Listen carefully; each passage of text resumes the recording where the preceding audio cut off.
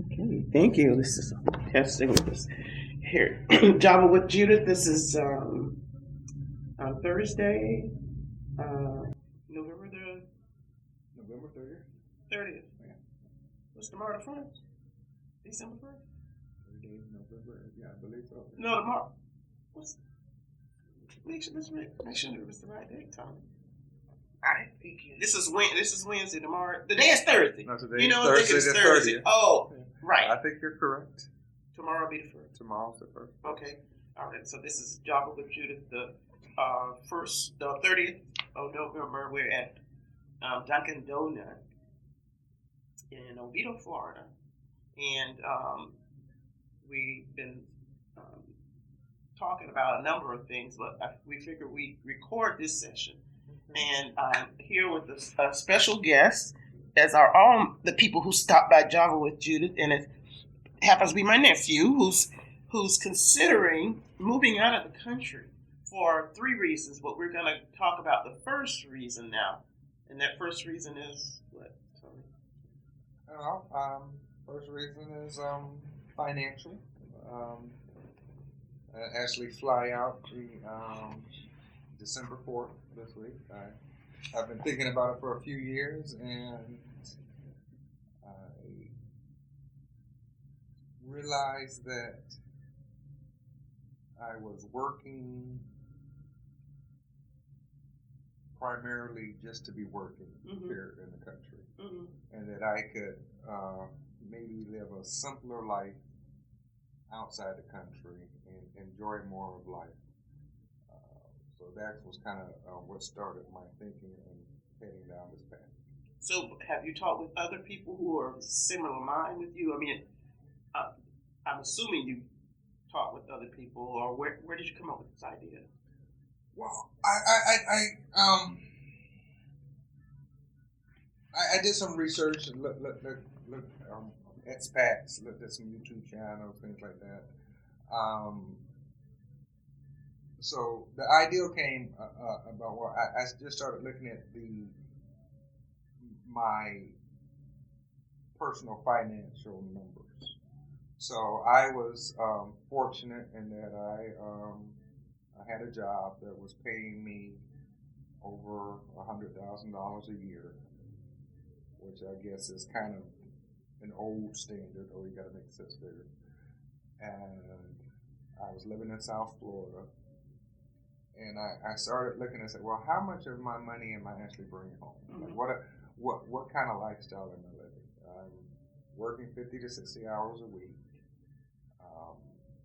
My mortgage payment is $3,000. I have an HOA. Landscaping, pool guy. But by the end of the month, I get paid twice a month. Pretty much one whole check is gone just for household expenses.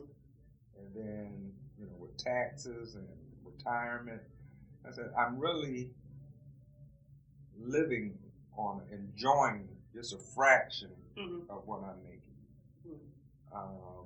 If I can go someplace that's a lot cheaper, even if I'm making less money, I can maintain the same lifestyle or even have a better lifestyle and not be working 50, 60 hours a week. So that's kind of how the idea came.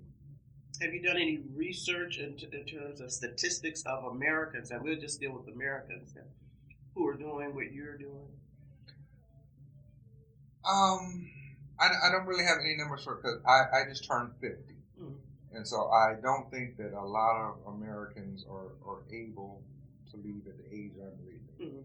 When I looked at the videos and things and did a little research on expats, I think more and more Americans who are 62 or 67 are doing this, moving out the country, just because it's there are places out there where you can live for lack of a better term, middle-class lifestyle on Social Security, where that's becoming less and less possible here in the United States. Do you know where most of those expats who are in that 67 age group, 65, 67, where they're going? or do you? Well, when you do the searches, and there are a lot of searches, so a lot of articles on this, so a lot of Americans are considering this. A lot of articles written about it, and the countries that come up the most often are Costa Rica, New Zealand, Portugal, Spain, the Philippines, Thailand. Panama comes in there, and every once in a while you'll see a list that says like, Ireland or maybe like Canada or Germany, but the list kind of tell you like which countries are higher cost of living. Right. So everyone who's leaving for retirement isn't looking for maybe low cost of living. Mm-hmm.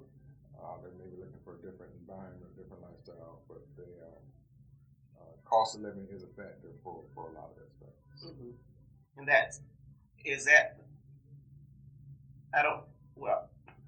I'll just ask you, is that the main thing that's driving you, the cost of living? I know you had two more other reasons, so maybe that's not a good question.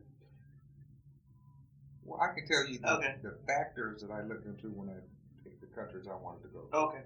And that meant I wanted a stable government. Right. Something it says low crime, mm-hmm. A good climate, moderate warm climate, a good healthcare system, mm-hmm. and being African American, I wanted to go someplace that I thought would be welcoming of African Americans. Mm-hmm. So those were pretty much the main categories I looked at. Mm-hmm. And it's surprising that they're not. And I don't know if I said cost of living. There's not a really large amount of countries that check all those boxes. Mm-hmm. There's not the cost of living is a big factor. And when you're looking for a place that has a good infrastructure, stable government, mm-hmm. and a good healthcare system, then you start narrowing the list down considerably. Mm-hmm. And so I think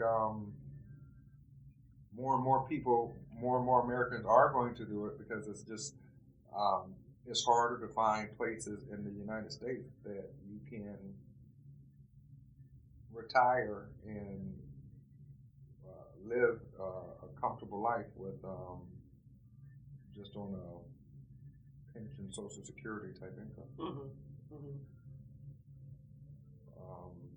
I know and also the healthcare is a big problem in the U.S. So places that do have lower costs of living in the United States don't have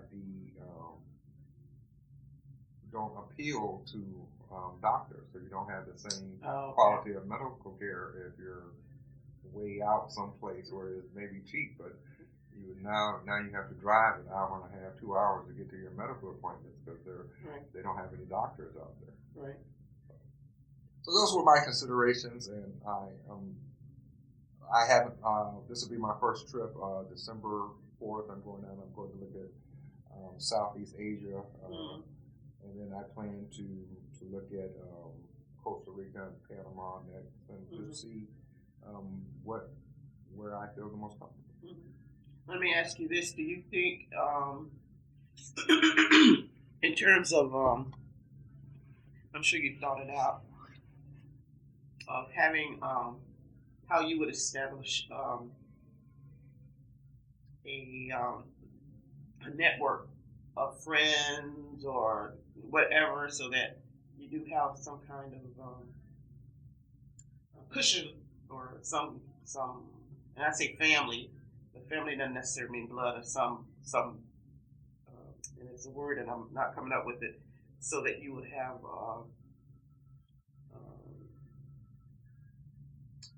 a family. I'm going to use that word because I can't come up with the other word right now. Because again, you're not going there to be by yourself. I mean, because you need a network of people Yes. in case something happens to you. So. Well, I think that's a problem that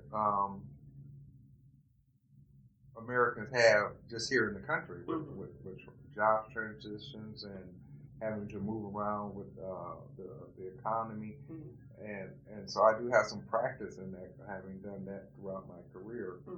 And you have to build your life. Right. If wherever you go, people aren't just going to navigate towards you. You have to go out and seek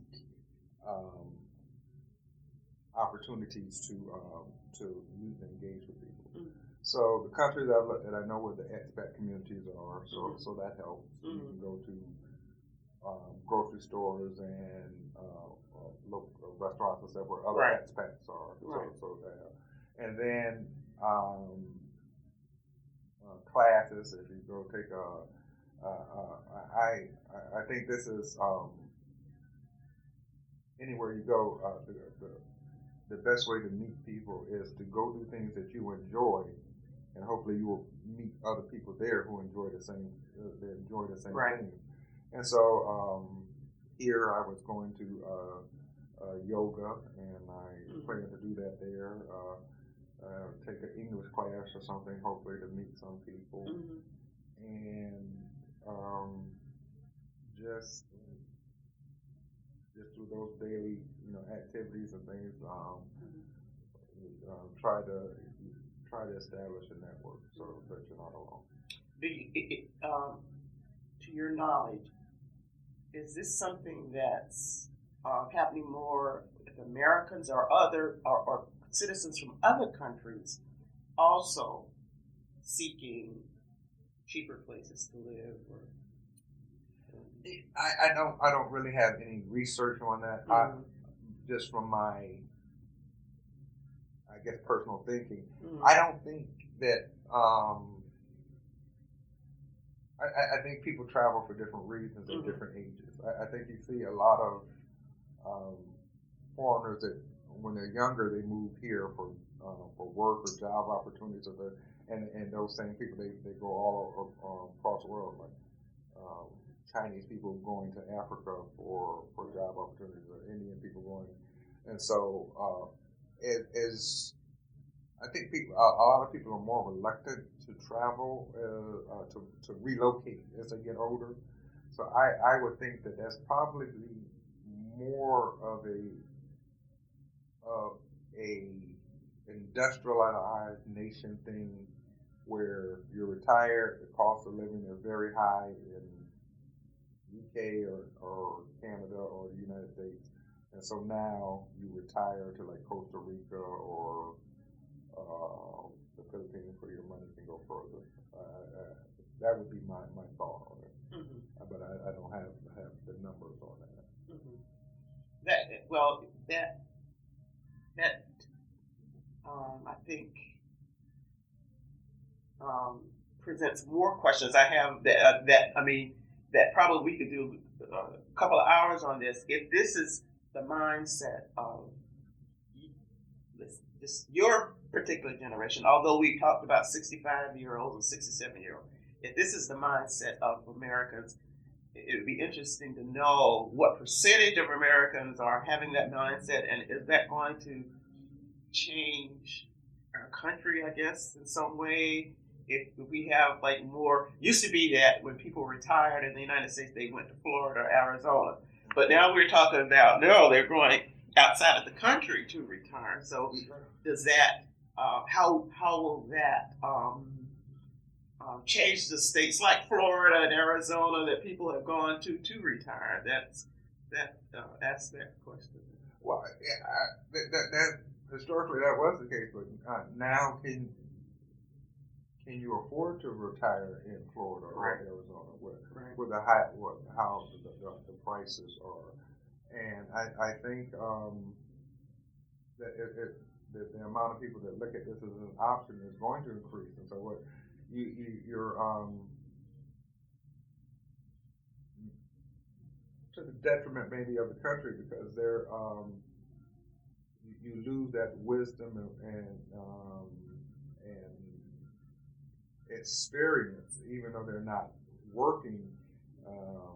People in their 60s and 70s provide value to the community, and now that's no longer there. And often, and sometimes they do have part-time jobs that are integral to the community. Right. Those will be your crossing guards. Right. Those will be the people that are volunteering and doing things at the library and things. Right. And now those people are gone. Right. But if you are on a limited budget and you can go someplace where prescriptions are a lot cheaper, right, and the cost of living is a lot cheaper, then you almost have to make that decision. So I do think we're going to see a change in kind of how well, we're already seeing changes in how our communities function. But I think we're going to miss that resource even more in the next 15, 20 years. This conversation, I think, brings up a lot of questions that I'm glad we had this brief conversation, because again, we could just, there's so many things that we can bring up again, because again, if we're having problems where people who thought they could retire at in the southern states, let's say in the United States, and be able to live off of the monies that they save like they used to, that if that's not an option anymore, then we've hit really a major snag here, and I'm just not sure. Well, the only way I can say it is if you were a person who owned a house up north and you sell it, and then you're able to buy something down here. If because I think the major expenses for most retired people are their health care and their housing. And if you're still trying to pay for a mortgage, right? Because all of us, our health care expenses are going to go up. Right. So that's going to be an ever increasing expense. And if you're still trying to pay a mortgage, I just don't see how you do it. And especially we have fewer and fewer married retirees. Yes. But now you're talking about single people trying to move to Florida, where the average price of home, depending on where you are in the state, is $350,000, $400,000. Yeah. So now, how do you do that as a single retired person? Right. I don't know. Like I said, I looked at the number just for whether I wanted to continue what I was doing or try for this now. And I said, most of the money I'm making here is just going for my living expenses. Yeah. And I was a person who was, I guess, making more than the median income. So, what percent would you say that was going toward housing of your income? Total, if you look at all the mortgage, the HOA, and then the other expenses, 50%. And that's, I remember when we got we were trying to get our first home in the 1970s. The banks would not loan you any more than, I think, a fourth for housing. They would not allocate. You couldn't allocate more than a fourth of your income for your housing. And that's really how it should be, because it's really your when that much of your salary is going just for your housing, there's you're almost indentured to that house. It's like you're just pretty much working to keep that house. Just the house, yeah. Right. The house. But there were, and I was in a 3-2. I was in a nice neighborhood. Yes, it was. Gated. Well, there are very few middle of the road options in South Florida. It is either super wealthy where I can't Couldn't touch afford that, can't touch it, or expensive, or what's a polite word? Not yet up and coming. Oh, okay. And I understand. And so, in order to be in an area where I felt comfortable, I mean, it was just, and this was I bought right when COVID started. Oh, okay. And so it was, you see a house listed, you'd call your realtor and say, I think I'd like to see that one. And they'd be, oh, that one's already gone. In fact, and I'm not a wealthy person, I bought my house sight unseen. I saw it on the online. I called my realtor to go out there. She went out there and she said, well, no, this one's still available. I said, put an offer on. She said, do you want to see it? I said, you saw it. and we didn't see the house after the closing. But it was that kind of atmosphere back then, right, where you had to. Wow. And because I had some other factors, concerns. My mother had just moved in with me. Right. I was in a large condo complex, right, and I was worried about, well, what's this thing I need to get someplace safe. Right. And right. So we did it. Fortunately, the house didn't fall down. You were good. Yeah, it wasn't. And you were able to resell it. Yeah, I was able to sell it a few years ago. Well, it was a good choice. Yeah, and we were actually, it wasn't a nice area, but that's the norm. I mean, it's not like I paid an exorbitant amount or was in a fantastic area. It was a 3-2 that nowhere near what the value of it is nowhere near what you're paying. Right. I mean, I think the prices here are just super inflated. Are you saying all over Florida? Or I think all over Florida, but certainly some areas are worse than others. But it always kind of goes back to the areas where maybe you can find a reasonably priced house. Can you find a job within right commuting distance? Right. Right. And so you're kind of stuck with, I want to have, I'm already working at the office 10 hours a day. I don't want to have a 2-hour commute after that. Right. And so you're kind of trapped in that. And then if you have kids, and of course you want to be in a highly rated school district, and you want hopefully to be able to resell, so you need to be in a good area where values are well maintained. So it just seems like you're a treadmill, like you're in a race that you just can't ever get quite ahead. It's an interesting way to put it. Well, I think what this podcast has done is, like, I have far more questions, and I'm sure anyone else who listens to it should have more questions about what are we going to do. I mean, your situation certainly is not an anomaly, I'm sure. So there are some tough decisions that need to be made if someone's going to be able to retire and be able to afford it and not have to work. I just saw a story about a couple, something happened with their Social Security.